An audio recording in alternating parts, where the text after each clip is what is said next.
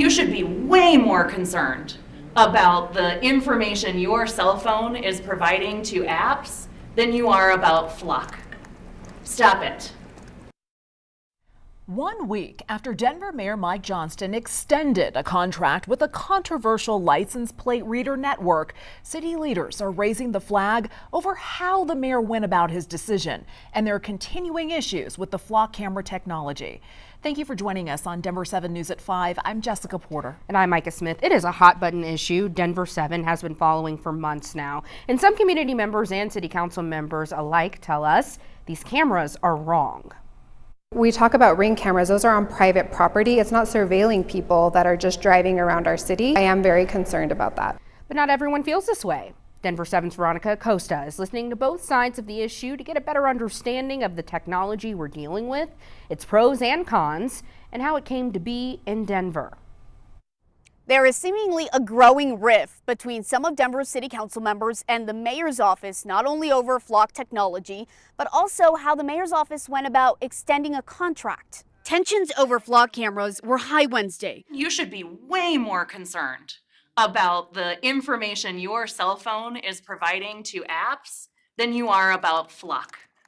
Stop it. All happening during the Health and Safety Committee meeting, which was meant to provide updates on the task force created to look into surveillance technology, including Flock. Instead, it showed the rift between some Denver council members and the mayor's office on a recent contract extension of the tech. Yeah, so understand the frustration that was expressed. I am very deeply offended at the mayor extending this contract in a way that really dilutes the legislative branch's power after we spoke up and voted this contract down. Councilmember Flor Alvidrez isn't a member of the committee but chose to show up anyway Wednesday. This is my only chance to have a voice about what's happening because we're not getting a vote on this contract extension. But Tim Hoffman, the mayor's policy director, doesn't necessarily agree, wanting instead to focus on Flock and what it does. I think when you step back from some of that process disagreement and you start talking about, is this a technology that works? I think that there's pretty wide agreement that it does. But trust is at the center of many of the arguments surrounding Flock cameras. Do you in the mayor's office feel like you can trust Flock? Look, I think that when it comes to Flock as a company, the mayor had a very direct conversation with the CEO last week about that breach of trust that has taken place, that we in the mayor's office, that the mayor himself feels as well, and that it's really incumbent upon Flock to really work to rebuild that trust. Though the contentious conversation continues with committee members asking for more transparency on everything regarding the cameras. In Denver, Veronica Acosta, Denver 7.